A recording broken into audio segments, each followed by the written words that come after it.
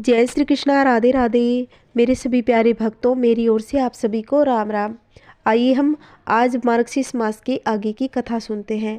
श्री नारायण कहते हैं कि नारद जब वायु से सुवासित चंदन निर्मित और फूलों से बिछी हुई शया पर राधिका जी सो गई तथा गोपिकाएं भी गहरी नींद में निमग्न हो गई, तब रात में तीसरे पहर के बीत जाने पर शुभ बेला में शुभ नक्षत्र से चंद्रमा का संयोग होने पर अमृत योग से युक्त लगन आया। लगन के स्वामी शुभ ग्रहों में से कोई एक अथवा बुध थे। उस लगन पर शुभ ग्रहों की दृष्टि थी।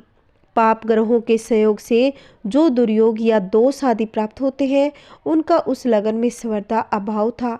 ऐसे समय में श्री कृष्ण ने स्वयं उठकर माता यशोदा को जगाया, मंगल कृत्य करवाया और बंधुजनों को आश्वासन दिया। जो विश्व ब्रह्मांड के स्वतंत्र कर्ता और स्वतंत्र पालक है, उन्हीं भगवान ने राधिका जी के भय से भीत से होकर बाजा बजाने की मनाही कर दी। वे दोनों पैर धोकर दो शुद्ध वस्त्र धारण करके चंदन आदि से लिपे हुए शुद्ध स्थान में बैठे। उनके वाम भाग में चंदन आदि से सुसज्जित तथा फल और पल्लव से युक्त भरा हुआ कलश रखा हुआ था।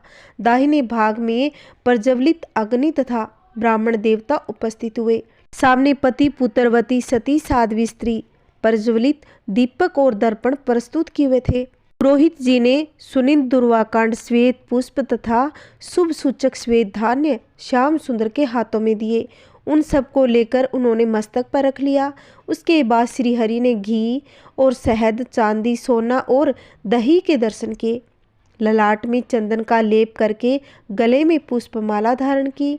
गुरुजनों तथा ब्राह्मणों के चरणों में भक्ति भाव से मस्तक झुकाया और शंख ध्वनि, वेद पाठ, संगीत, मंगलाष्ट एवं ब्राह्मण के मनोहर आशीर्वाद बड़े आदर के साथ सुने। सबसे मंगल प्रदान करने वाले अपने ही मंगल में स्वरूप का ध्यान करके उन्होंने परम सुंदर दाहिने पैर को आगे बढ़ाया। उसके बाद नंद नंदन नंद के श्रेष्ठ पारंगण में सा आनंद आया। सबसे प्रेम से मिले। उसके बाद वे वहां से जाने को उद्यत होने लगे।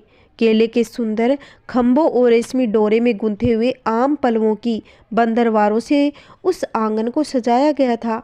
विश्वकर्मा ने उसकी फर्श में पद्माराग मणि जड़ दी थी। कस्तूरी, केसर और चंदन से उसका संस्कार किया गया था। अक्रूर तथा बांधव जनों के सहित श्री कृष्ण स्वयं वहां थोड़ी देर खड़े रहे।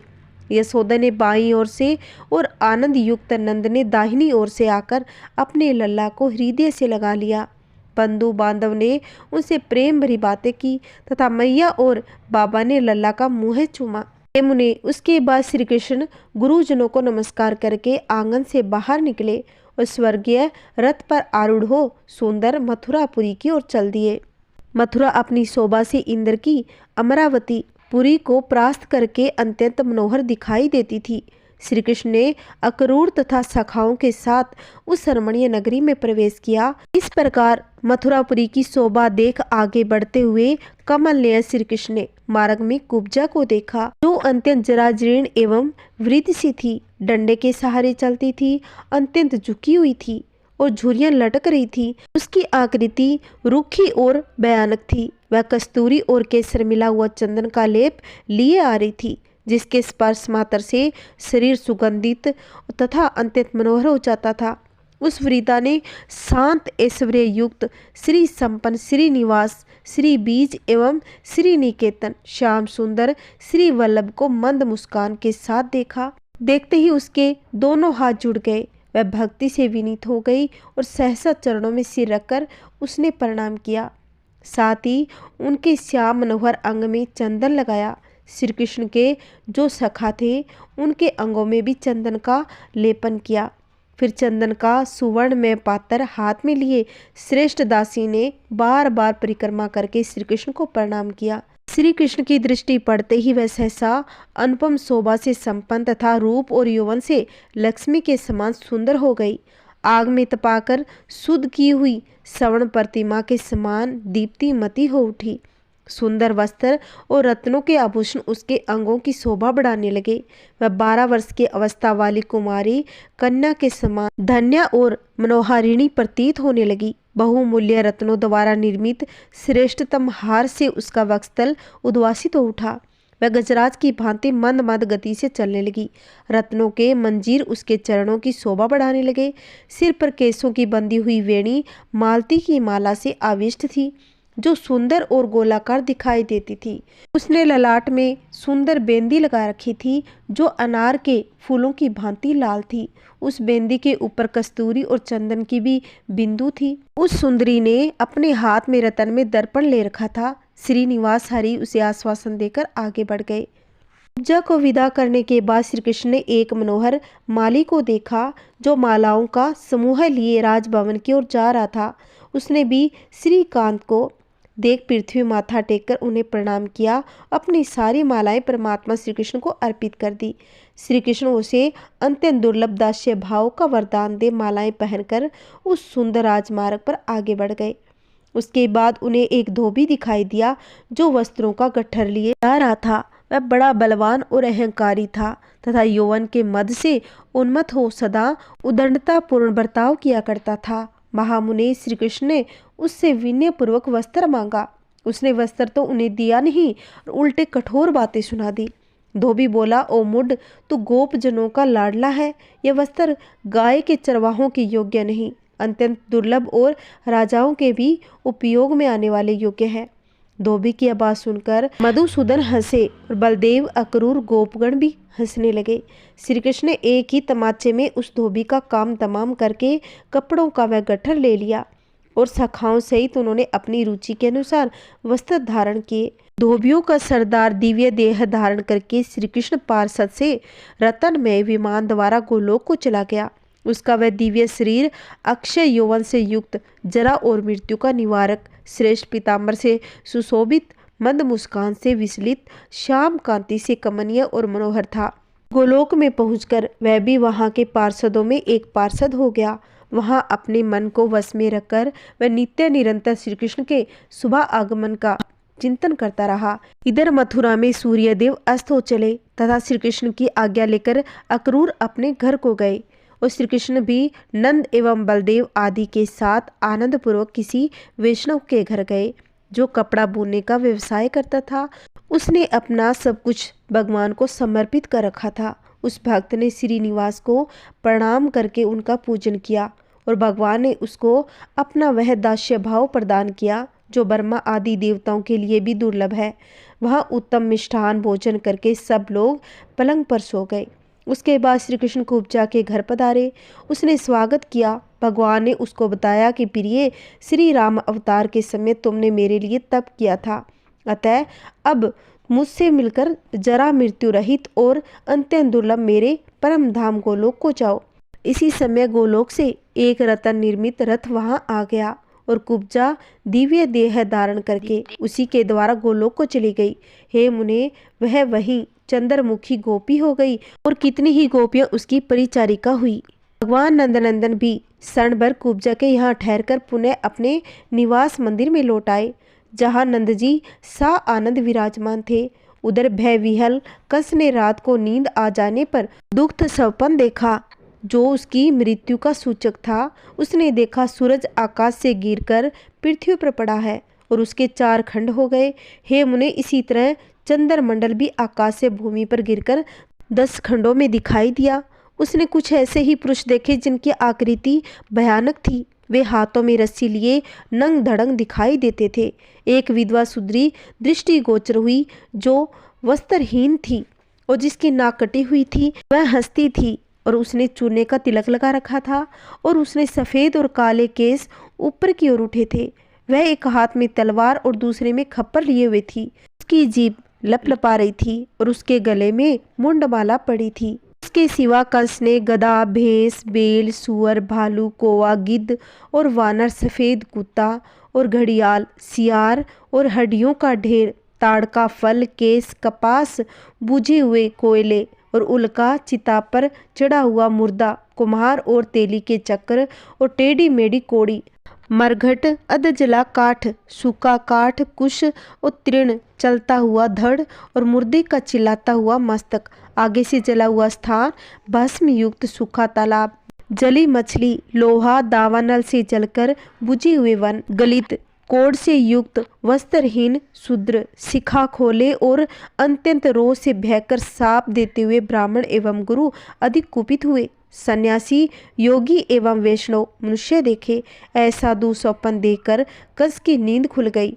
उसने माता, पिता, भाई तथा पत्नी से वह सब कह सुनाया। पत्नी प्रेम से विह्वल होकर रोने लगी। कंस ने रंगभूमि में दर्शकों के बैठने के लिए मंच बनवाए। सभा के द्वार पर हाथी को खड़ा कर दिया। हाथी के साथ ही पहलवान और जुझारू सेना भी स्थापित कर दी। उसके बाद धनुर यज्ञ का मंगल कृत्य प्रारंभ किया। सभा बनवाई, पुण्यदायक स्वास्ति वाचन एवं मंगल पाठ करवाया। योग युक्त पुरोहितों को यत्न पूर्वक आवश्यक कार्य के अनुष्ठान में नियुक्त किया गया। राजा कंस हाथों में विलक्षण तलवार ले रमणीय मंच पर आ बैठे। मल्ल युद्ध के लिए उस कला में निपुण योद्धा को नियुक्त किया गया। आमंत्रित श्रेष्ठ राजाओं, ब्राह्मणों और मुनिवरों और लोगों, धर्मात्मा पुरुषों तथा युद्ध कुशल पुरुषों को यथास्थान पर बिठाया। नारद इसी समय बलराम के साथ भगवान श्री कृष्ण रंगभूमि में आए और महादेव जी के धनुष को लीलापूर्वक बीच से ही तोड़ दिया। धनुष टूटने की भयंकर आवाज से सारी मथुरापुरी बहरी सी हो गई। कंस को बड़ा दुख हुआ और देवकी नंदन श्री कृष्ण हर्ष से खिल उठे। द्वारवर्ती मल सहित हाथी का वध करके वे सभा में उपस्थित हुए। योगी जनों ने उन्हें साक्षात परमादेव परमेश्वर के रूप में देखा। वे अपने हृदय कमल में जिस स्वरूप का ध्यान करते थे वही उन्हें बाहर दृष्टि गोचर हुआ। राजाओं की दृष्टि में वह सर्वशासक दंडधारी राजेंद्र थे। माता पिता ने उनको स्तनपान करने वाले दूध मेह बालक के रूप में देखा। कामिनियों की दृष्टि में वे करोड़ों कंदर्पों की लावण्य लीला धारण करने वाले रसिक शेखर थे। उसने काल पुरुष समझा और उसके भाइयों ने स्त्रु। मल्लों ने अपनी मृत्यु का स्थान माना और यादवों ने उनको प्राणों के समान प्रिय देखा। श्री कृष्ण ने सभा में बैठे हुए मुनियों और ब्राह्मणों तथा माता पिता एवं गुरुजनों को नमस्कार किया। फिर वे हाथों में सुदर्शन चक्र लिए राजमंच के निकट गए। हे मुने, उन्होंने कंस को भक्त के रूप में देखा। भक्तों के तो वे जीवन बंधु है ही। कृपा निदान श्री कृष्ण ने कृपा पूर्वक कंस को मंच से खींच लिया और लीला से ही उसको मार डाला।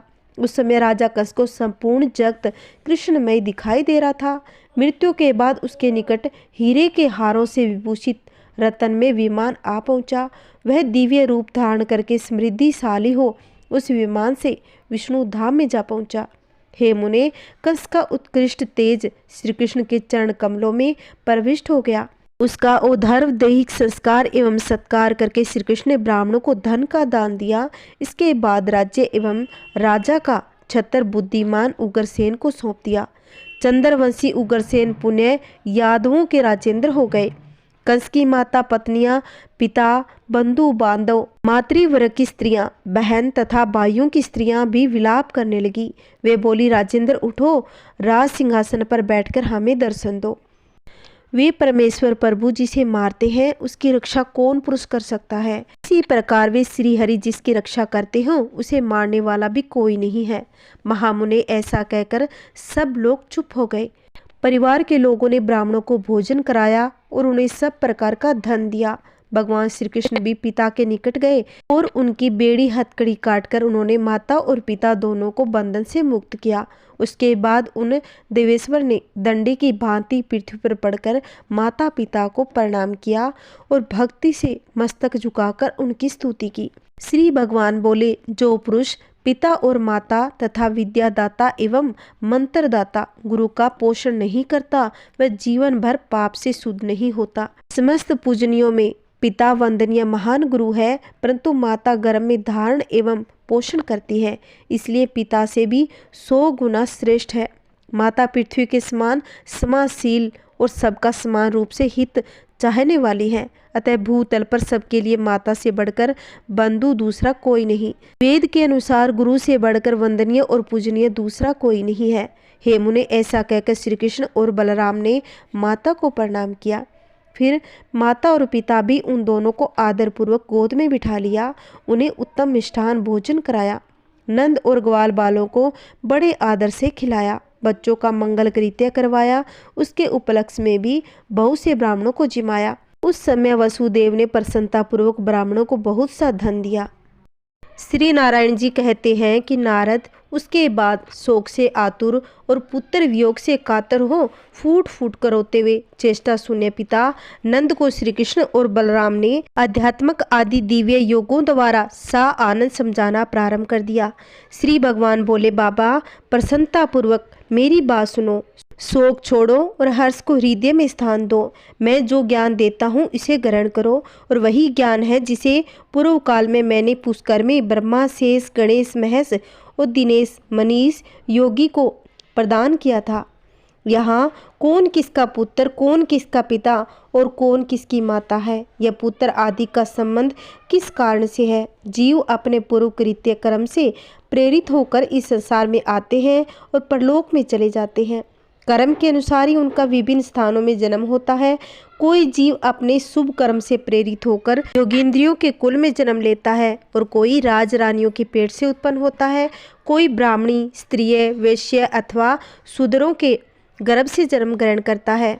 बाबा, मेरी माया से मोहित हुए पापीजन मुझे जान नहीं पाते। मैं सब जंतुओं का आत्मा हूँ, परंतु दुर्बुद्धि और दुर्भाग्य से वंचित पापग्रस्त जीव मुझ अपने आत्मा का भी आदर नहीं करते।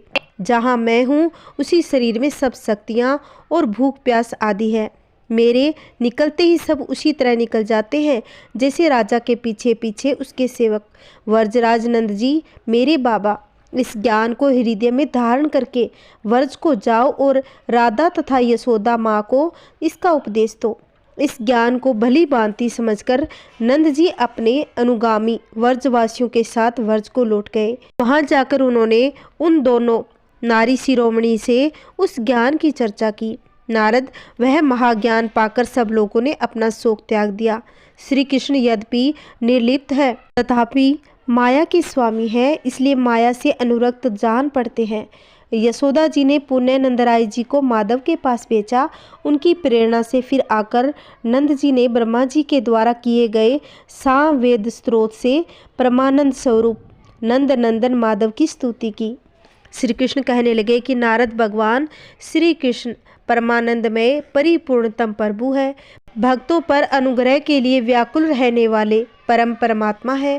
पृथ्वी का भार उतारने के लिए अवतीर्ण हुए थे। भगवान निर्गुण और प्रकृति से परे तथा परात्पर है।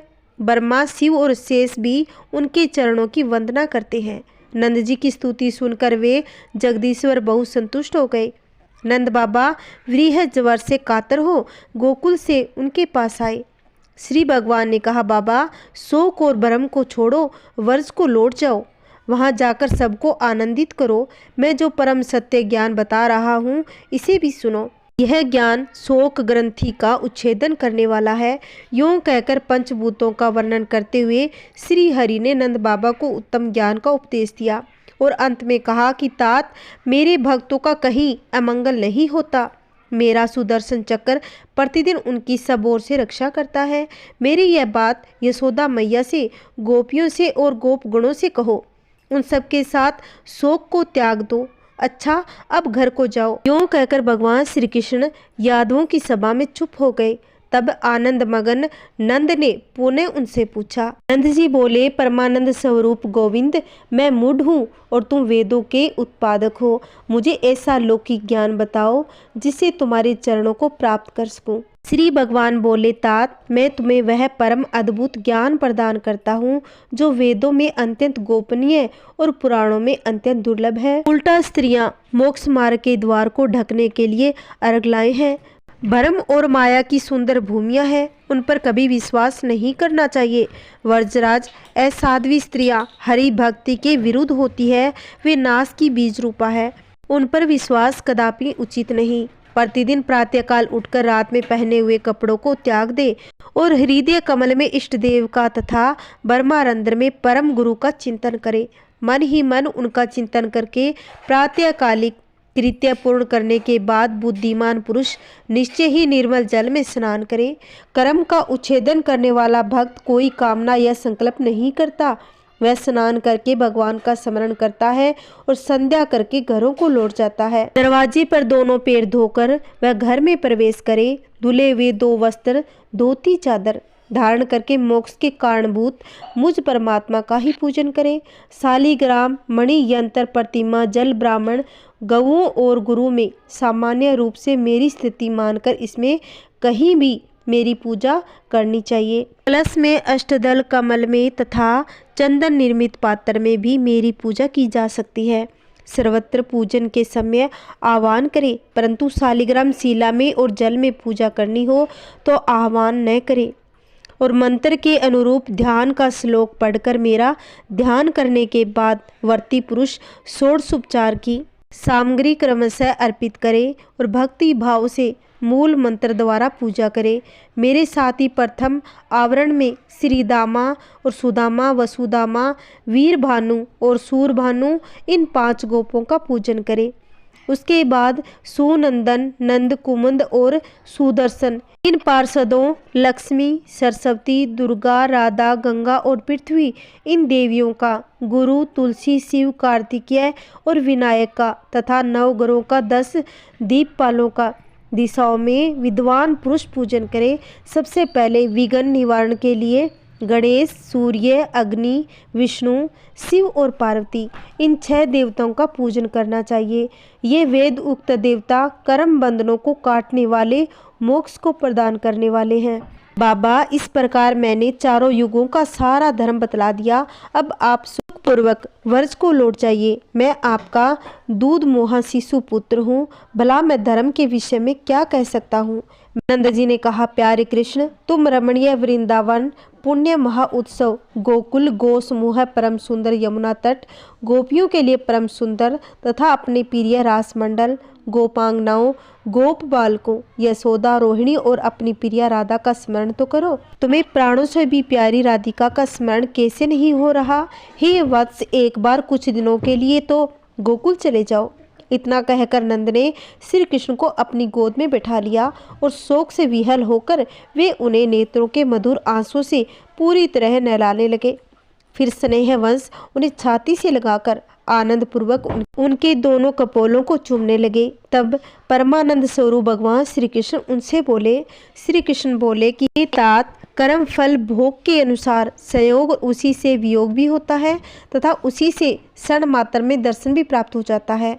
भला उस कर्म भोग को कौन मिटा सकता है। उद्धवगम नागमन का प्रयोजन बतलाएंगे। मैं उन्हें शीघ्र ही भेजता हूँ, उसके बाद आपको भी सब मालूम हो जाएगा। वे गोकुल में जाकर यशोदा, रोहिणी, गोपिकाओं, ग्वाल बालों और उस प्राण प्यारी राधिका को समझाएंगे। श्री कृष्ण यों कह ही रहे थे कि वहाँ वसुदेव, देवकी, बलदेव, उद्धव तथा अक्रूर शीघ्र ही आ गए। वसुदेव ने कहा, नंद जी, तुम तो बलवान, ज्ञानी, मेरे सद्बंधु, सखा हो, अतः मोह को त्याग दो और घर को प्रस्थान करो। यह श्री कृष्ण जैसा मेरा बच्चा है उसी तरह तुम्हारा भी है। मित्र, मथुरा नगरी गोकुल से दूर नहीं, वह तो उसके दरवाजे के समान है। अतः नंद जी, सदा आनंद महा उत्सव के अवसर पर तुम्हें यह पुत्र देखने को मिलेगा। श्री देवकी जी ने कहा, नंद जी, यह श्री कृष्ण जैसे हम दोनों का पुत्र है उसी तरह आपका भी है, यह निश्चित है। फिर किस लिए आपका शरीर शोक से मुरझाया हुआ दिख रहा है।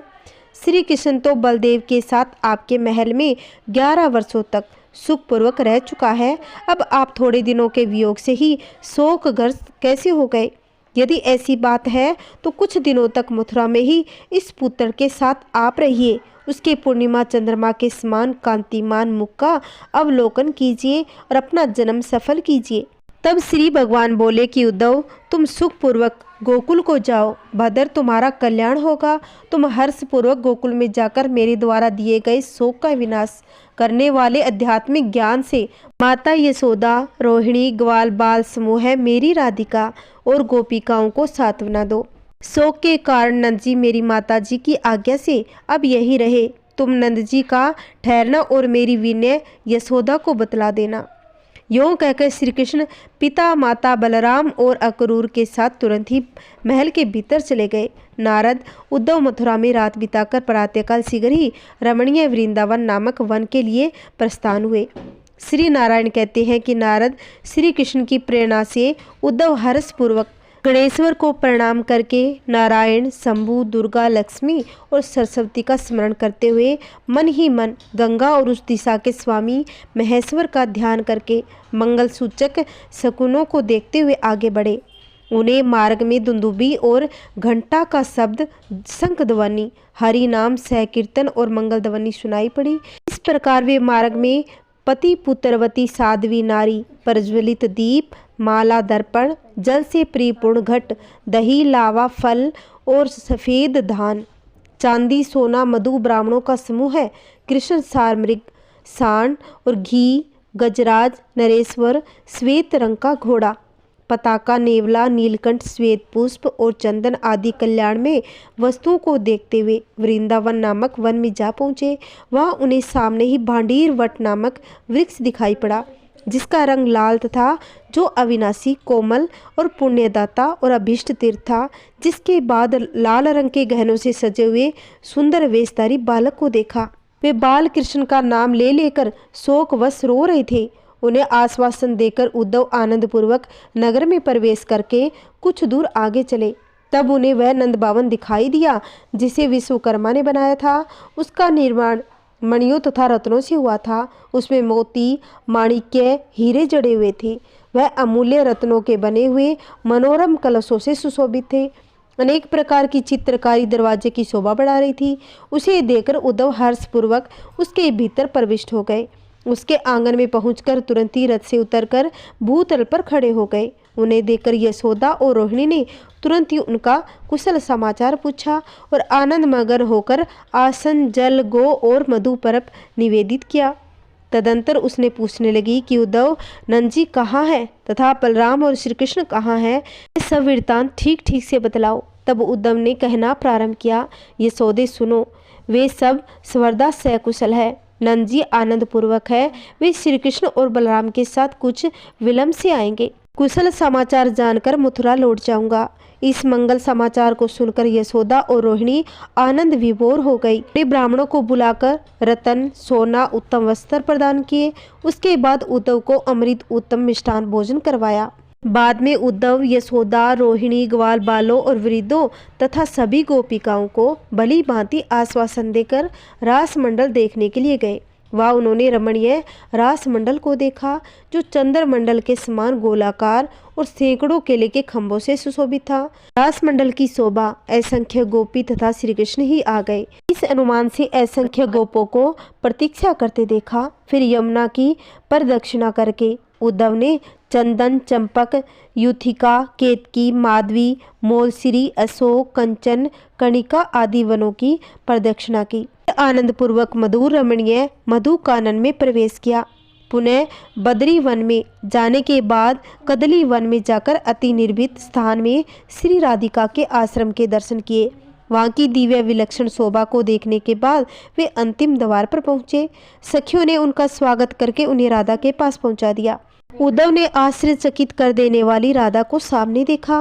वे चंद्रकला के समान सुंदरी थी। उनके नेत्र पूर्णतः खिले हुए कमलों के सदृश थे। उन्होंने आभूषणों का त्याग कर दिया था। केवल कानों में सोने के रंग बिरंगे कुंडल झलमला रहे थे। अत्यंत क्लेश के कारण उनका मुख लाल हो गया था। वे शोक से मूर्छित हो भूमि पर गिर पड़ी और रो रही थी। उनकी चेष्टाएं शांत थी। उन्होंने आहार का त्याग कर दिया था। उनके अधर और कंठ सूख गए थे। केवल कुछ कुछ सांसें चल रही थी। उन्हें इस अवस्था में देखकर भक्त उद्धव के स्वांग में रोमांच आ गया। वे भक्ति पूर्वक सिर झुकाकर उन्हें प्रणाम करते हुए बोले कि उद्धव ने कहा, मैं श्री राधा के चरण कमलों की वंदना करता हूँ। ब्रह्मा आदि देवताओं द्वारा वंदित है तथा जिनकी कीर्ति के कीर्तन से ही तीनों भुवन पवित्र हो जाते हैं। गोकुल में वास करने वाली राधिका को बार बार प्रणाम करता हूँ। श्रृंग पर निवास करने वाली चंद्रवती को नमस्कार करता हूँ। तुलसी वन तथा वृंदावन में बसने वाली को नमस्कार करता हूँ। रास मंडल की वासिनी रासेश्वरी को नमस्कार करता हूँ। विरजा के तट पर वास करने वाली वृंदा को नमस्कार नमस्कार। वृंदावासिनी श्री कृष्ण को नमस्कार नमस्कार। कृष्ण प्रिया को नमस्कार।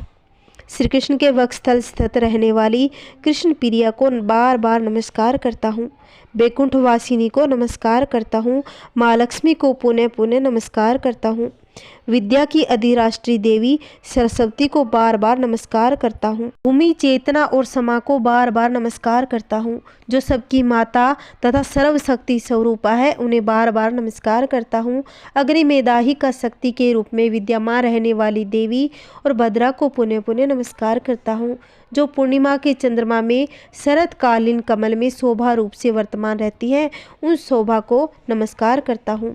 देवी जैसे दूध और उसकी धवलता में गंध और भूमि में जल और शीतलता में शब्द और आकाश में तथा सूर्य और प्रकाश में कभी भेद नहीं, वैसे ही लोक वेद और पुराण में कहीं भी राधा और माधव में भेद नहीं। अतः कल्याणकारी चेत करो, सती मुझे उत्तर दो। यों कहकर उद्धव वहां उनके चरणों में पुनः पुनः प्रणिपात करने लगे। जो मनुष्य भक्ति पूर्वक इस उद्धवकृत स्तोत्र का पाठ करता है, वह इस लोक में सुख भोग कर अंत में बैकुंठ में जाता है। उसे बंधु वियोग तथा अत्यंत भयंकर रोग और शोक नहीं होते। जिस स्तोत्र का पति परदेश गया हो, वह अपने पति से मिल जाती है और भार्या वियोगी अपने पति को पा जाती है। पुत्रहीन को पुत्र मिले, निर्धन को धन प्राप्त हो और भूमिहीन को भूमि की प्राप्ति हो जाती है।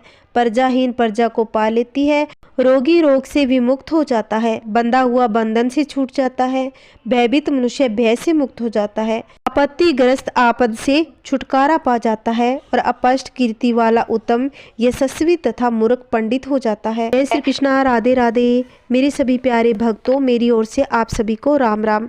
आज हमारा मार्गशीर्ष मास का अंतिम अध्याय था। कल हम चैत्र मास की कथा स्मरण करेंगे। जय श्री कृष्णा। राधे राधे। मेरे सभी प्यारे भक्तों, अगर आपने अभी तक मेरे चैनल को सब्सक्राइब नहीं कर रखा है तो प्लीज़ मेरे चैनल को सब्सक्राइब करके रखें, जिससे आने वाली वीडियो की नोटिफिकेशन आपको मिल जाएगी। जय श्री कृष्णा। राधे राधे। मेरे सभी प्यारे भक्तों, मेरी ओर से आप सभी को राम राम। भी मेरी कथा को हर रोज़ रसपान करता है, उसको तहे दिल से शुक्रिया। उसके घर में हमेशा सुख शांति बनी रहे और आगे भी इसी प्रकार मेरा साथ देते रहिए और मेरी कथा को सुनते रहिए।